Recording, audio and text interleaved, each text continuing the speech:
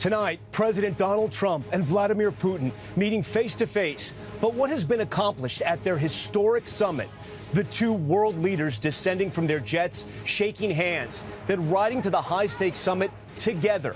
The stunning image, Vladimir Putin smiling inside Trump's armored car. Did the Russian leader go off script?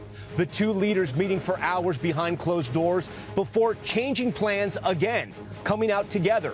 The Russian leader calling their meeting, quote, constructive, and President Trump hailing great progress. The two leaders, though, not taking questions, leaving the state of their conversations unclear.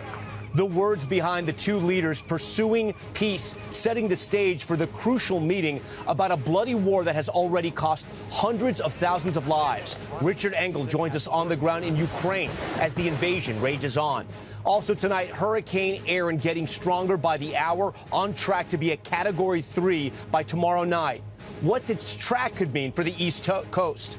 Military vehicles on the streets of the nation's capital, D.C.'s growing power struggle as the Attorney General tries to take over the police department. What cities, she says, could be next? Breaking tonight, the mayor of New Orleans indicted. The long-running investigation leading to federal fraud charges, all stemming from an alleged romantic affair with a city police officer. The stunning survival story, a man saved after being trapped behind a waterfall for 2 days, the extensive search, and our conversation with the rescuer who saved his life. Plus, the marriage proposal months in the making, the big question carved into a big cornfield, how he pulled it off, and did she say yes? Nightly News starts right now. This is NBC Nightly News, the Trump-Putin summit. Reporting from Anchorage, Alaska, here is Tom Yamas. And good evening. Tonight, the eyes of the world are on Alaska and the summit happening just a few miles from where we are broadcasting right now. But little clarity on any progress in the pursuit of peace after neither leader took questions from the gathered press. Just moments ago, President Trump and the Russian leader, Vladimir Putin, walking out to address the world side by side after a closed-door meeting running about 3 hours. President Trump stopping short of announcing any type of deal, but saying they made, quote, great progress, hailing what he called their great relationship. He also referred to the investigation into the 2016 Russia election interference, calling it once again a hoax. Before their meeting today, Trump announced his goal, a ceasefire to the bloodshed in Ukraine, a war instigated and prolonged by Vladimir Putin. To get Russia to the negotiating table, President Trump rolled out the red carpet today, greeting Russia's leader warmly, at one point even riding together, sitting inches apart in the president's official vehicle. Putin seen smiling as they departed for the critical meeting. Ukrainian President Volodymyr Zelensky sidelined, but telling President Trump not to fall for Putin's deception. Hundreds of thousands have died, more than 1 million casualties. But will the end of Europe's bloodiest conflict since World War II begin with negotiations happening here in Alaska? Tonight, the first step towards peace came in a split-screen moment. President Trump coming down Air Force One and Russian leader Vladimir Putin deplaning onto a red carpet. The two leaders meeting, joining hands, smiling, even chatting before walking on a stage titled Alaska 2025. Reporters quick to ask questions. President Putin, will you stop killing civilians? Putin signaling he can't hear them. Then, this stunning moment. Putin walking towards the president's retrofitted Cadillac, the Beast, getting in, even though reports his own vehicle was on the tarmac. The two leaders seen in the back seat, chatting, though Putin is not fluent in English. And then this, the leader of Russia, a man seen by Ukraine as a warmonger, responsible for killing tens of thousands, seen smiling and waving from the president's official vehicle as the motorcade drove off. This remarkable and striking arrival as the war in Ukraine is still raging on after nearly 3.5 years. The cost of war, so many dead, and nearly 1.5 million casualties on both sides. Inside the summit, the first image of the bilateral meeting, along with the two world leaders, Secretary of State Marco Rubio and Special Envoy Steve Witkoff for the U.S. Vladimir Putin, flanked by his foreign minister, Sergei Lavrov, the words pursuing peace seen behind them. Will you agree to a ceasefire? Again, reporters trying, but the leaders staying quiet for now. until the press was ushered out and the two sides started to negotiate. Earlier, speaking on Air Force One, President Trump saying in an interview he would want a ceasefire. I'd like to see a ceasefire. I wouldn't be thrilled if I didn't get it, but everyone says you're not going to get the ceasefire. It'll take place on the second meeting. This is really setting the table today. We're going to have another meeting if things work out, which will be very soon.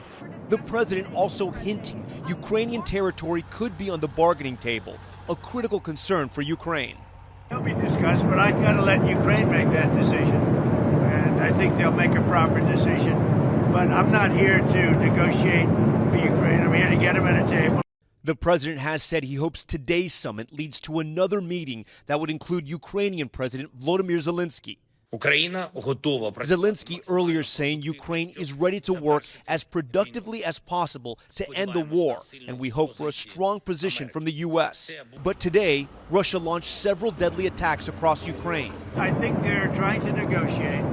He's trying to set a stage. I mean, in his mind, that helps him make a better deal. It actually hurts him, but in his mind, that helps him make a better deal if they can continue the killing. Ukraine also striking an apartment building on the border with Russia. The two leaders behind closed doors for hours, emerging then at a news conference. I expect that today's agreements will be the starting point. I believe we had a very productive meeting. There were many, many points that we agreed on, most of them, I would say, a couple of big ones that we haven't quite gotten there, but we've made some headway.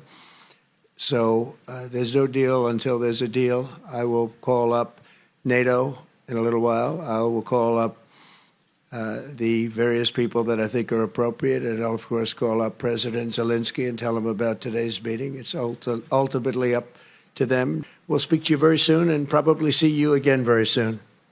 Thank you very much, Vladimir. Next time in Moscow. Oh, that's an interesting one. I don't know. I'll get a little heat on that one, but I could see it possibly happening. A historic meeting wrapping up, but the future in Ukraine still unclear. We have more breaking news at this hour. We want to go live right now to Kharkiv in Ukraine. That's where our Richard Engel is reporting. Richard, you and your team, I hope, are safe. Air raid sirens are going off right now, just moments after this summit about peace has just wrapped up here in Alaska. So as you were talking in that last package right now, we were hearing air raid sirens here in Kharkiv, as if on cue. There was no ceasefire agreement today. There was no clear agreement on anything. And then we heard the air raid sirens, which is something we've been hearing every night out here in eastern Ukraine, often several times a night. And generally, these are drone attacks. These are drone attacks by Russia launched at civilian cities, but there are also missile attacks. There are also glide bomb attacks. Russia is on the offensive out here. And many Ukrainians were deeply skeptical, deeply nervous about this meeting. Obviously, they want these air raid sirens to stop. They want the raids to stop. But Ukrainians were nervous that President Trump and Vladimir Putin today were going to announce a deal unilaterally without Ukraine's participation.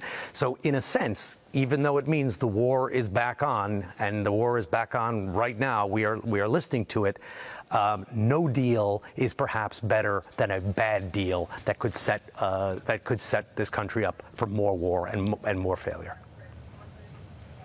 Richard Engel for us tonight live. Richard, again, you and your team, please stay safe out there as the bombing continues apparently in Ukraine. Garrett Haake joins us now live here in Alaska. Garrett, we got to be very clear with our viewers. It is unclear what, if any, deal was made here and what was accomplished. Yeah, and Richard's reporting about these air raid sirens only makes the situation more uncertain about what was accomplished here.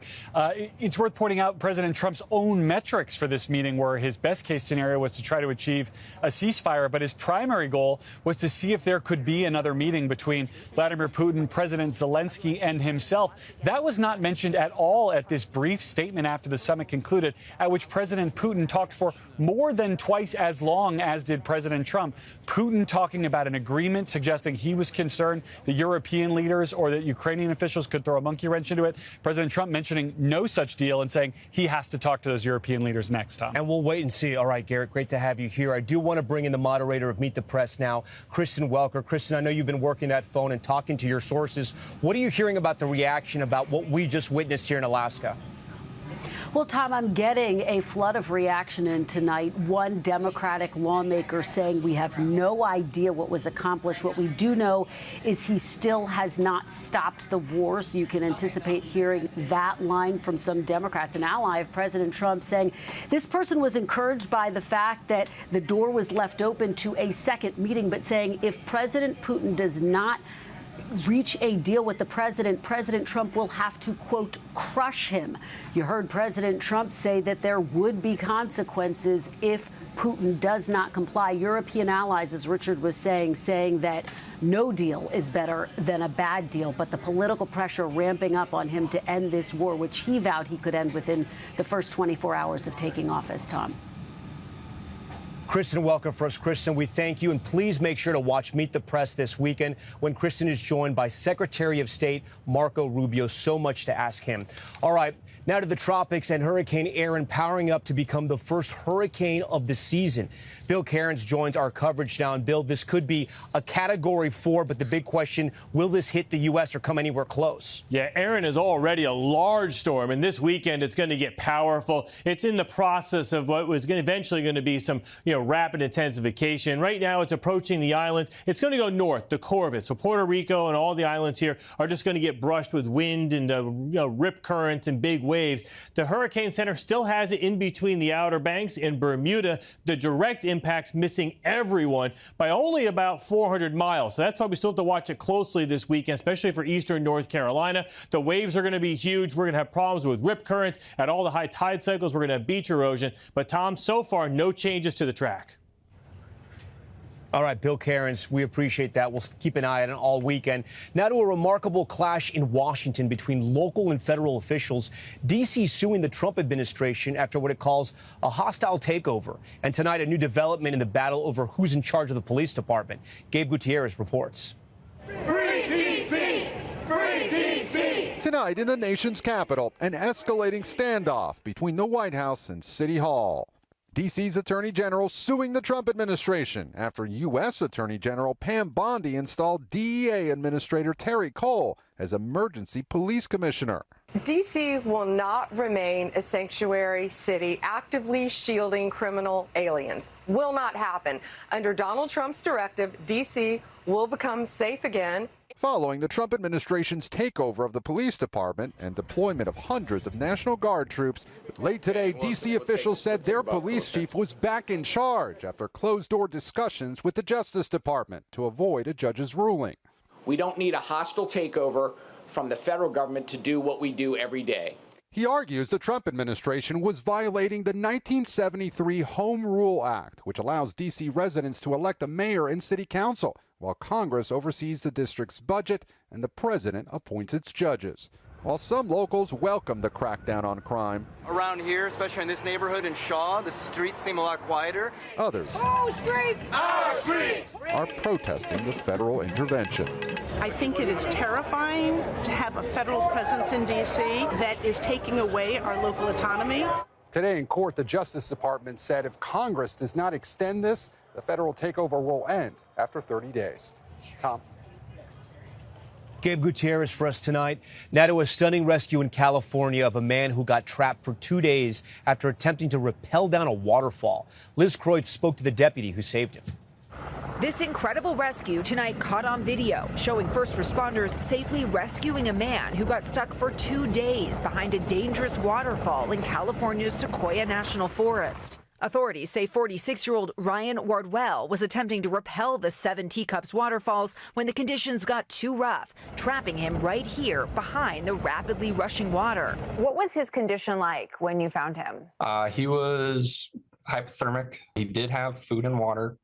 He was just pretty much extremely cold. Tulare County Sheriff's Deputy Craig Douglas made the daring rescue. They were able to lower me perfectly right next to him, and I was able to get him in the recovery suit, hook him up, and get him back into the helicopter. According to authorities, Wardwell's family reported him missing Monday after he didn't return Sunday night. First responders began an extensive search, deploying a plane with camera and infrared technology, which spotted his ropes. But it wasn't until Tuesday they were able to send in a drone to check behind the waterfall, where they finally found him alive. He was very excited that we were there to get him out. He was very thankful. And authorities say Wardwell had experience rappelling this waterfall before, but it is known to be very dangerous. Last year, 3 people died in that same area. Tom. Liz Kreutz, our thanks to you. We're back in a moment with the breaking investigation. The mayor of New Orleans just indicted what federal prosecutors allege she did.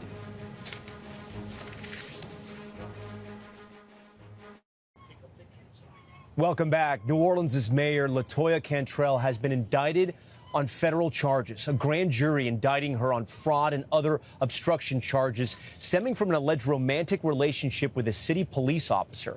She's accused of filing false payroll records. Cantrell's office and attorney have not yet commented. Singer Sean Kingston was sentenced to 3.5 years in federal prison after a jury found him and his mother were guilty of wire fraud. His lawyer attributed the crimes to a 2011 jet ski accident that left him severely injured. The prosecution said he was a, quote, thief through and through. And the first World Humanoid Robot Games began today in Beijing. Take a look at this, with more than 500 robots on 280 teams from 16 countries, including the U.S. competing. The events were soccer, running, and boxing. The games are meant to show how far robotics have come as China's government tries to close the AI gap with the U.S. All right, when we come back, love is in the air. Why this farmer let a cornfield do the talking when he wasn't sure how to propose to his girlfriend. When we return, what she said on Nightly News.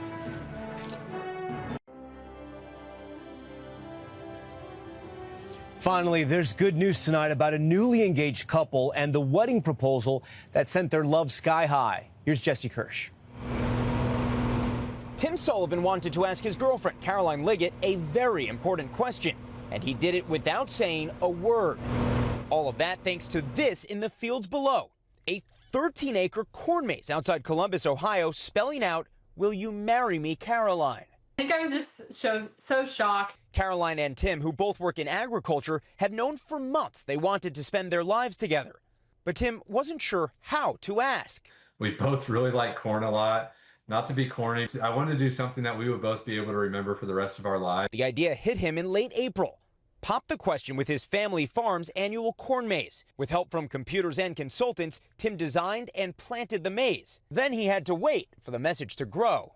Are you starting to lose patience? You told this guy in April you want to marry him. Tim is quite the planner, so I knew it was going to be something quite elaborate. So I had quite a bit of patience. Then earlier this month, they flew over the farm. I look back at her and she's looking out the other side of the plane. So they circled around and finally, love was in the air. And I've never seen her face light up as much as she did. And it was definitely one of the coolest experiences that we'll be able to tell for a lifetime going forward. And back on land, Tim still got down on one knee to complete a proposal that was unquestionably amazing. Jesse Kirsch, NBC News. A great way to end the week. That's Nightly News for this Friday. I'm Tom Yamas, reporting live from Anchorage, Alaska. We thank you so much for watching. Tonight and always, we're here for you. Good night. We thank you for watching, and remember, stay updated on breaking news and top stories on the NBC News app or watch live on our YouTube channel.